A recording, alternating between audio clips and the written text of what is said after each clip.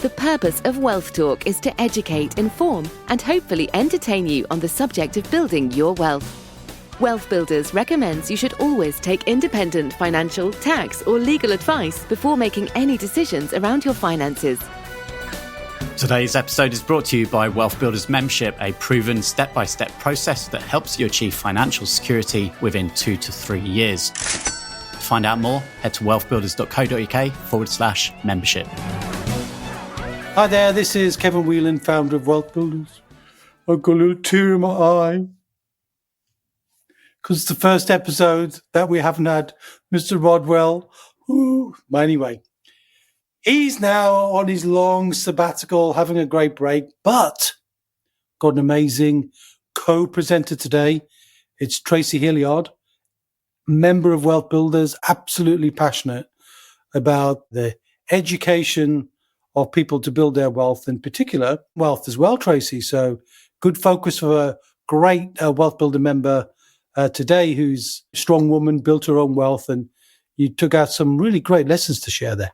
Yeah, I found particularly Richiko Orich, her ability to deliver and focus and achieve what she wanted to achieve. And now she's living her best life was something that really stood out for me, the life of being financially independent and being able to be in an environment that she wants to be, which is a beautiful story. Yeah, it's a really good one. And I think you did the job really well on that one. How was it for you, by the way, getting to grips with being a podcast host? Yeah, it was my first one. I must admit, it is 2 takes, but sometimes 2 takes isn't a bad thing. I think sometimes when you're learning and growing, you have to practice and then do it twice to make it even better. But yeah, I learned a lot and I really found it entertaining and enjoyable and took quite a lot of notes in what she shared. So looking forward to hearing it again. Well, this is episode 320. Amazing. So it's not our first rodeo. And we're so thrilled that you decided to help us, as well as a few other of our Wealth Builder members who just want to give back. So just before we hear from Richiko, I just want to say a special thanks to you again. Why don't we head over and have a listen to our interview with Richiko Ulrichs. Richiko, it'd be great just to hear a bit about your journey before we get into some questions. Yeah, hi Tracy, good morning. It's lovely to be on the Wealth Builders podcast. I've been on here before.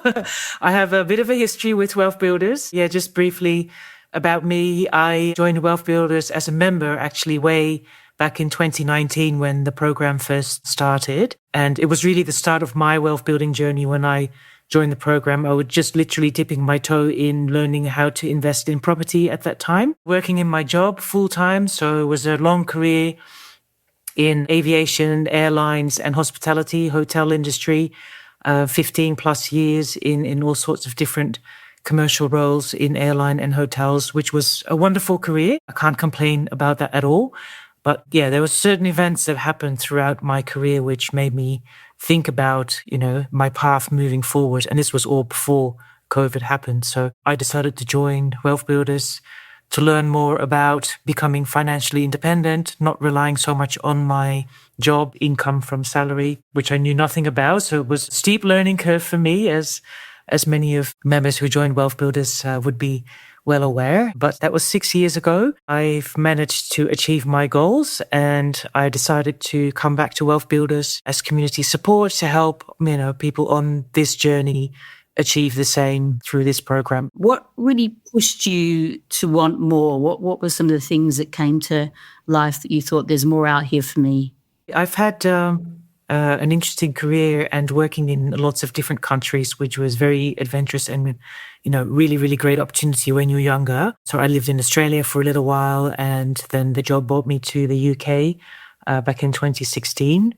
And so, all that very exciting. But as I was approaching 40, I kind of realized I actually don't have anything for my retirement. I've had working careers in different countries and I'd never built anything of a significant pension pot. That's when I first started to think, okay, well, this is all great, but what happens later on when I stop working? Another significant change that happened literally within the first year of me moving to the UK and starting this brand new job was the company was going through a big global restructure.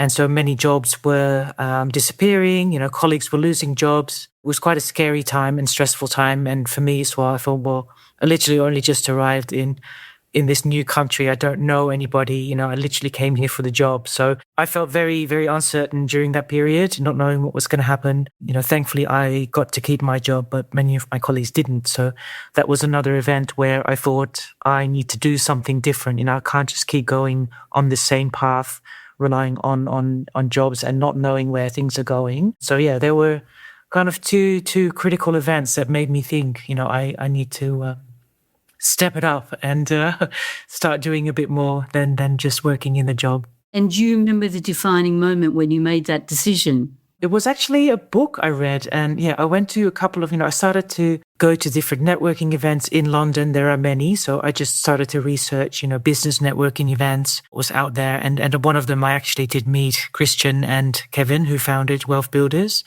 But I started to read different books and just kind of changed my perception and my mindset. And, I think many of us have read Robert Kiyosaki's Rich Dad, Poor Dad. Reading that book was actually a true eye-opener for me. I thought, yeah, wow, okay, there is something different out there. So, yeah, I slowly started to learn as I was still working in my job, but started to go to more networking events and educate myself on this, kind of, I felt like I was peeking behind the curtain saying, hey, there's a whole different world out there. So yeah, that kind of got me started. And was there one thing that particularly drove you to achieve your ambitions, Richiko? Yeah, it was really thinking about the future, and we'll obviously, know that one day we'll stop working. So it was an income situation. But I guess also for me, it felt like I could do more. So I had a long career. I had, really great opportunities that I've had throughout working for somebody else. But I've always been interested in, setting up my own business. My grandfather was a very successful business owner, and I always felt as well that, it started to niggle, like I can actually do more than just work for somebody else. So I really became quite keen on running my own show and having my own business as well. Richiko, it'd be great to hear about how you built your wealth. So I focused on the property pillar in the first instance when I joined Wealth Builders. I just started to learn and understand about investing in property in the UK and worked with my coach, which was Ian Halfpenny at the time. So we really focused on building wealth through building a property portfolio, generating an income from assets. So that was the prime focus. Guilty as many other people of the shiny penny syndrome, trying to discover and find lots of different things. And one of the great things my coach reminded me of at the time, which I stuck with, was just focus on one thing, focus on knowing what's going to get you the result and keep doing it until you've achieved the result that you want to achieve. So for me at the time, it was buy-to-lets. Everybody said, oh, buy-to-lets, what a boring strategy. It's going to take forever. But we had a very clear set goal of doing a certain number of buy-to-lets, which, the first one is always difficult. The second one became easier. The fifth, the seventh one, I was, kind of doing it more or less with my eyes closed. Not quite, but it gets easier as you get used to it. So I really saw the benefit and the advantage of focusing instead of trying to diversify too early, because you're starting literally again from scratch with, any new strategy, any new pillar, any new income generating strategy that you want to learn. You're starting from scratch. So you're losing momentum. Whereas if you keep going with the one that, works and it becomes a turnkey, rinse and repeat, the effort becomes significantly less each time you go to the next one. So that was an important lesson for me. So what were some of the things that you kept consistent each time when you bought new buy-to-lets? Was it location? What were some of the things that you took into consideration that made it easier after your first one? Yeah, it really became a formula. So location, definitely, type of property, obviously the numbers, the rental income, the yield, feasibility of any renovations required. I was trying to find the same type of property in the same type of area, which made it really easy to look because you could dismiss all the others that didn't fit the criteria. So you could really narrow down your search. And once you found something that previously worked, you knew it was going to work again. So, and just share a bit more about your criteria. The important thing, because I was still building the portfolio, was to ensure that we would generate enough capital at the end to buy another one, because we were still in the growth phase.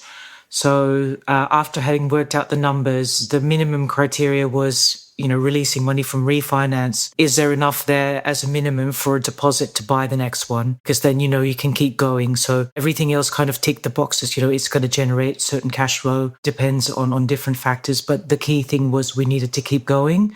So it needed to work, cost of renovations and everything worked out. Do we have enough left out of this to ensure that we can purchase the next one? And tell me a bit more about your system that you've created, because I think that'd be really helpful.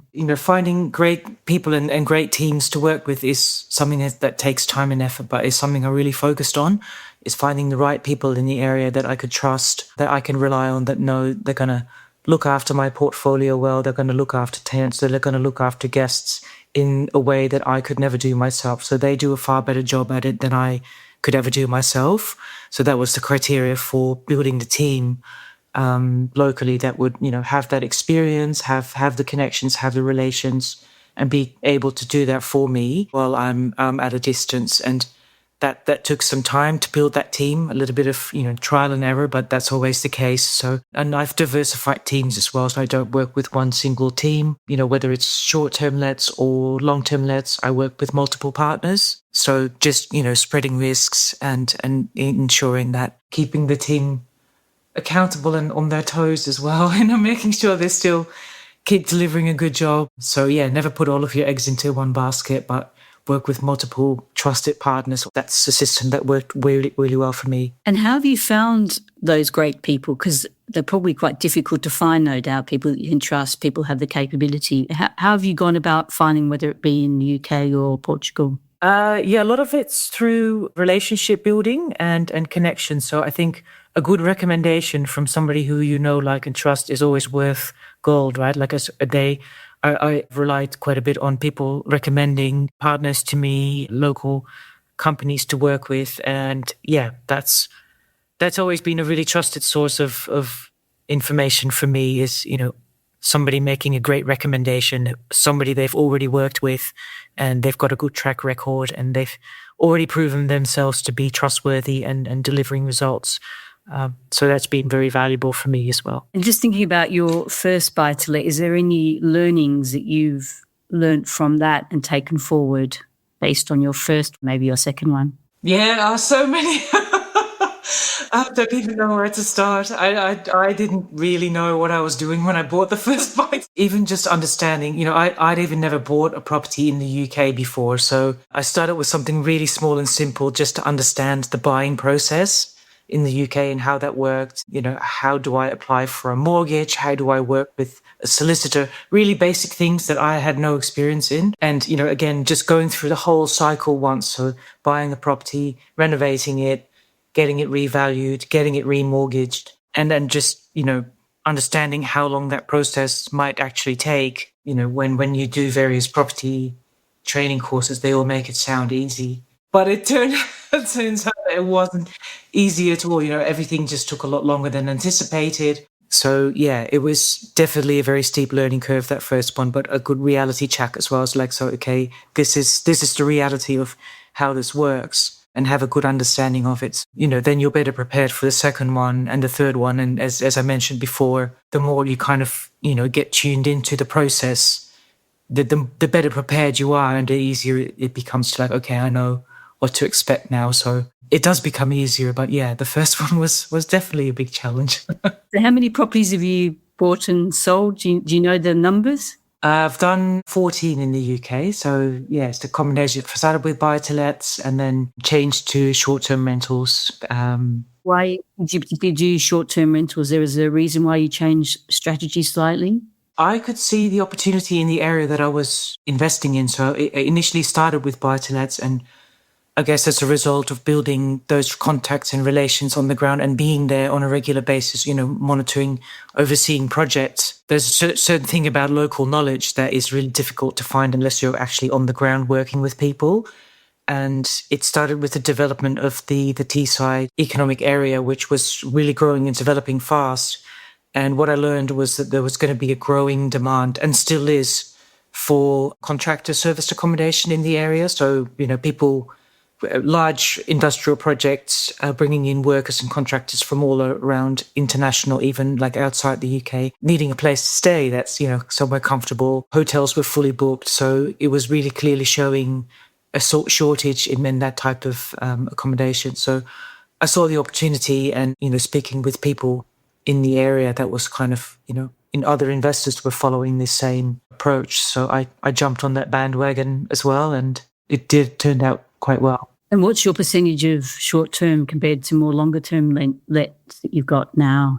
It's fairly balanced. So it's probably about 50-50. It's for a reason. As short-term rentals, when they do well, they do really well. You have to factor in quieter periods, void periods. Even when you're doing holiday, you have your peak season and your off-peak. Contracting market is a little bit the same. You have your busy periods, but December, January, for instance, nothing happens. People go home for Christmas, etc. So it has its quiet periods as well. Portfolio gives you a stable, long-term tenants, pay rent every month, provided they're good tenants, of course. But yeah, it's that balance of an income that doesn't change every month. It's stable versus something that does really well. It's kind of like the icing on the cake, if you will, but yeah, you've got to factor in times where the market slows down and you're not getting as many bookings as you are. So tell us about your first steps to make that happen. I'd love to hear, because that's not an easy thing from go to full-time work to making a different decision. What were your steps that you went through to become successful the way you have? Yeah, it was a very sort of slow and gradual process. As you say, didn't jump in kind of straight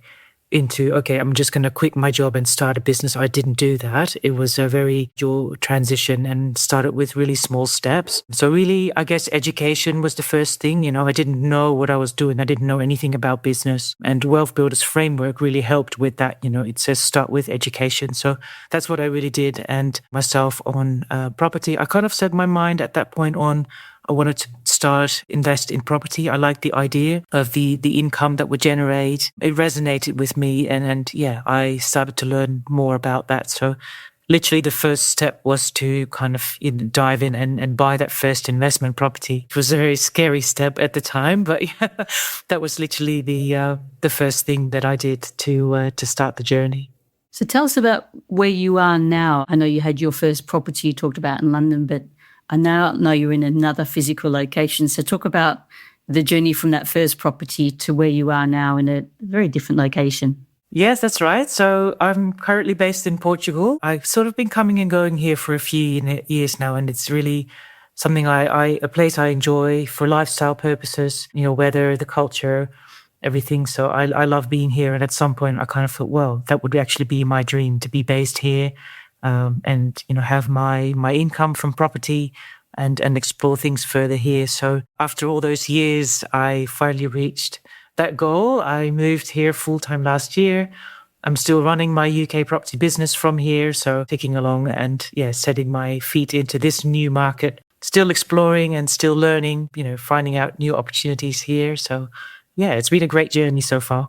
And tell us about your opportunities that you're exploring in Portugal. I'm sure everyone would love to hear a bit more about that. Yeah, I'm following the same principles really as I did back in the UK when I first started, learning on the ground, building relationships and kind of getting to know the market like inside out quite well. So having done that, I can see a lot of opportunities here. It's not an easy market to get started. There's a language barrier. Obviously, there's new rules and regulations I have to familiarize myself with. So there's still lots of things to learn, but I can see a lot of opportunities here in the years to come. So be interested to explore that part while I'm here. Beautiful part of the world. I went there on holidays. I think it's a fantastic location culturally and also food-wise, right? So you must be enjoying that as well, no doubt. Yeah, absolutely. Yeah. It can't beat the weather here. It's better than the UK, I have to say.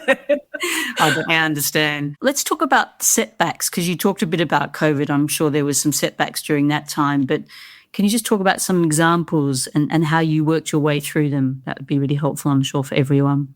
Yeah, there's been plenty of setbacks now that I think about it. But as with any journey, right, nothing ever goes 100% smoothly and according to plan. So yeah, with COVID was actually my first major setback when we had about 3 projects up and running.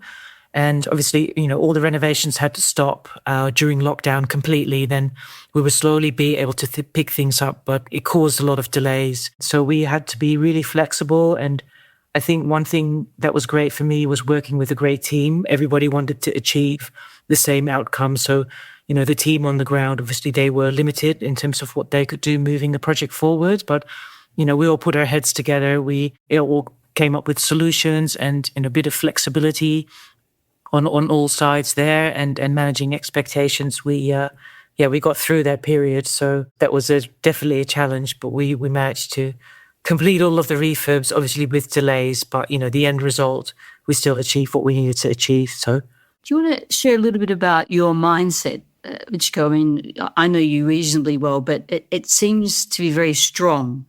So would you just share about how you maintain that? I think that'd be really helpful for me and others. Yeah, it's, I guess, resilience is really important in this game because you have a lot of things thrown at you that are unexpected, so you have a great project plan that, this is going to be great. And then what's the thing happen, especially, property renovations, many things can go wrong, even in funding, with finance and getting your projects funded. You're constantly dealing with, I guess, with challenges. And the mindset is, for me, it's about the end result. It's about the goal that you set out to achieve, not just for the project specifically, but overall the bigger picture, the lifestyle, and just keeping that in mind, I think keeps you going when things get difficult. Just talking, maybe just slightly changing track around patterns that you've seen hold back particularly women. Any thoughts on what you've seen maybe in your years of work and also now your commercial property and the activities you're doing? Just share a bit more about that.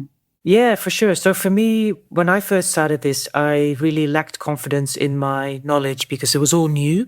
And I think it's, typically maybe more common with women that they feel like they need to know everything and then some in order to feel that confidence, where they feel like you really need to know your game, which in the beginning, obviously, I didn't. So I didn't feel very confident about what I was doing. I know I was learning and gaining my knowledge, but, I was just really taking small baby steps. With everything. So could I have made progress faster if I had more confidence, if I believed in myself a little bit more? Maybe. The way how I approached it, because, I just thought, I need to know everything there is to know, and then I feel confident. But you also have to take action. And I think in hindsight, my biggest confidence came from taking action, from just doing something and learning as you go. And, you find your way, and then you look back and go, actually, I did it, I can do this. So taking action was the biggest confidence booster for me. And as you build on your actions, you build your confidence as well. But it's definitely not easy when you're first starting out. You feel very, very uncertain about what you're doing. And for you, what does the future hold? What's your ambition, your goals? Where are you going to head for yourself and your family? So for me, the biggest driver of this is a lifestyle factor. So it's nice to have the freedom, to live in a country of your choice, good income, and having, the freedom to make those choices. There's a lot of different freedoms that we talk about in Wealth Builders, but freedom of location is one of them, which is a big one for me. I love travel. I love visiting and working and living in different countries, which I've always done. So that having that freedom is a big driver for me, and getting the chance to, apply what I've learned to a new place, to a new culture, and enjoying that lifestyle around it. It doesn't get any better than that for me, as far as I'm concerned. It's an amazing achievement to be able to be in the location that you want to be, and the freedom that you have is beautiful to hear. Is there anything that you, in hindsight, would have done differently in your journey that you think, if I had done A or B, it would have made the biggest difference to accelerate my performance or my achievement quicker? That's a difficult one to answer, actually. I'm just thinking back through all of the years. I guess all of those things that, added up, even the things that kind of didn't go according to plan, they all ended up being valuable lessons for, what I ended up doing next. So I'm not sure if I would have done anything differently. I guess, maybe in some instances I could have been a little bit more cautious. And, at some point I took on too many projects at a time I thought I could handle it. And I almost burned out because, it was just taking on too much. So probably put a lot of pressure on myself to achieve the results I wanted to achieve. And in hindsight, I thought that was actually completely unnecessary. I could have taken it easier and, not be so hard on myself, not try to do so many things at the same time and almost kind of collapse under the stress from it as a result. That's definitely not worth it. So maybe, I guess, be a bit kinder to myself and taking things easier, knowing that you'll get there. I wanted to get there quick, but now I'm thinking, well, what was the rush? Actually, I could have just taken my time and paced myself, and it would have achieved the same result with, a lot less stress. So how do you now manage that whole, I hate when we use the word, but work-life balance? I mean, it's very hard to balance both, right? Particularly when it's your own business. But how do you get the best out of both? How do you view it and how do you do it? So for me now, where I am, all I need to do is look out my window every morning. The sun's shining and a really nice location and the beaches are nearby. So it doesn't make it very difficult now to kind of keep that work life. I don't put so much pressure on myself anymore. It's not needed. I'm in a good place. So I want to enjoy where I live. I want to enjoy my time and, making new connections and new relationships and friends. So make sure I take my time for that. And it's not just all about work. So definitely learning to balance that more for sure. Totally. I think that makes such a big difference, doesn't it? So tell me about things you're proud of in what you've achieved. Yeah, I look back now and I think, I did it. It's also talking to people within the community as in the capacity I'm supporting members now in Wealth Builders who are literally just, starting out on this journey. They've just signed up and they're at the very start of their wealth building journey. They are where I was 6-7 years ago, working in their jobs and keen to find a different way. And that it's sharing my story. I feel proud that, I can share that with people. I can help people achieve the same thing. And I often get feedback that people say, it's nice to know and speak to someone who's actually done this. So we know it's possible. And all I say is, it's totally possible. It's 100% achievable. Is it a buy-to-let setup in Portugal as well, or is it slightly different compared to the UK? It is very different. So I'm still learning about the insights of the market. The first project I've just committed to is a commercial to residential conversion. Has a lot of opportunity here with old shops or commercial spaces being empty, and it's relatively easy to get permission to convert those into residential. So that's in the short term. That's going to be the focus for me. Thank you very much for your time and your input. I think it's been really great insight for everyone, including myself. As I said before, you're such an inspiration to so many people, including me, about how you've achieved your outcomes. Thank you so much, Tracy. It's been a real pleasure. So I really enjoyed that. I know you would have as well, Kevin, and I hope the listeners did as well. But there was a number of things that stood out. But one of the first things I wanted to raise was how she focused on one thing. So insight you have about that, because I know even in my past I've jumped from one thing to the next. And what she did was just stick on buy-to-let, and she had a great coach. So anything you'd like to share about your insight into that would be really helpful. That's a good point, Tracy. And I think in the Wealth Builder program, we talk about focus your way to security, diversify your way to independence. It's very easy in the world of fascination around the subject of wealth to kind of be tempted. If you're reading a book, listening to a podcast, jumping on something, you can be tempted to go, I'll go and look at that, or I'll go and look at that. So there's a very easy temptation to try and find the shiny penny. So choosing at least something to focus on at the beginning, get it going, and if it generates a result, keep going. And the benefit of having a coach, which I would always encourage, because in the world of building wealth, it's very easy to be distracted. So a coach keeps you on track. A coach will evaluate with you the results just to help you actually also not just learn things or reinforce learning, but I think also to help you celebrate the fact that you are winning. So wealth is built gradually. There's no fast path to wealth, generally speaking. It's a consistent efforts made month on month on month, which is why we suggest coaching every single month. The other point I'd make is the wealth builder language. It's almost there's no point in the kind of wealth builder lexicon that she's not sharing there. But I'll pick one of those because I know Richiko very well. In Wealth Builders, we talk about freedom and about, I've got the 7 pillars of wealth, and we've also got the 7 freedoms. So it's important as you begin your wealth journey to determine which freedoms are most important to you. And we've got freedom of time, obviously. Most people try to get their time back. Freedom of money, so that you can now start to live life on your terms. Freedom of relationships. I mean, how many people have got jobs that they don't like, are people around them? I mean, how much more pleasurable is it to be building relationships with people you enjoy? Freedom of purpose. If there's something you want to passionately pursue, then, you can continue to do that. Freedom of creativity. So instead of being hampered and kind of shoeboxed, you can be completely free to be as creative as you want. I'll ask you yours in a minute, but mine was control.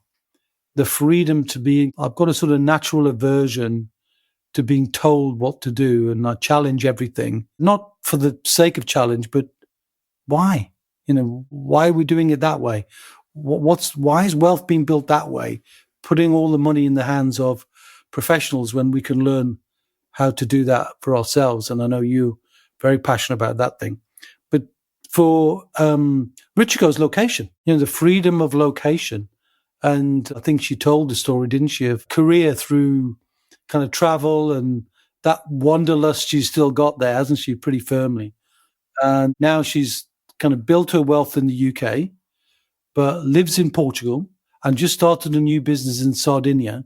I mean, come on, that's freedom in action. I'm so thrilled for her that she's managed to do that. And she's giving a little bit of time back to Wealth Builders as well. So what was your big freedom?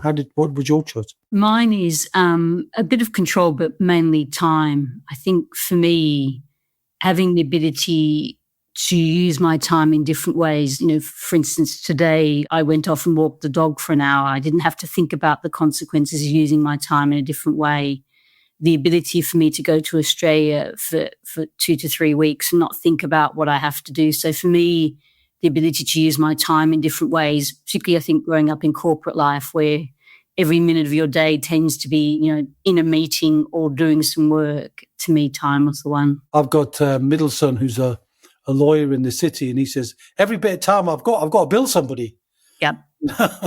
Yep, I've seen that before. Yeah. So anyway, that was interesting. Hopefully we'll get, more interesting lessons shared by other women who are building wealth on their terms.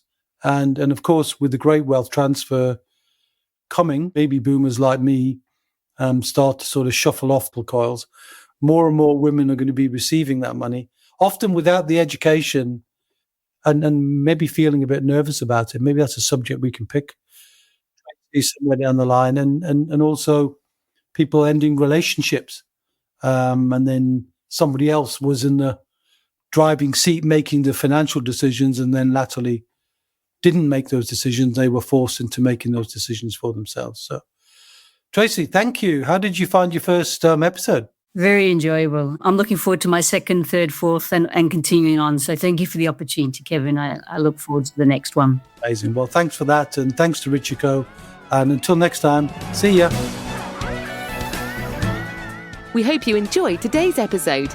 Don't forget that we are constantly updating our resources inside the Wealth Builders membership site to help you create, build, and protect your wealth. Head over to wealthbuilders.co.uk/membership right now for free access.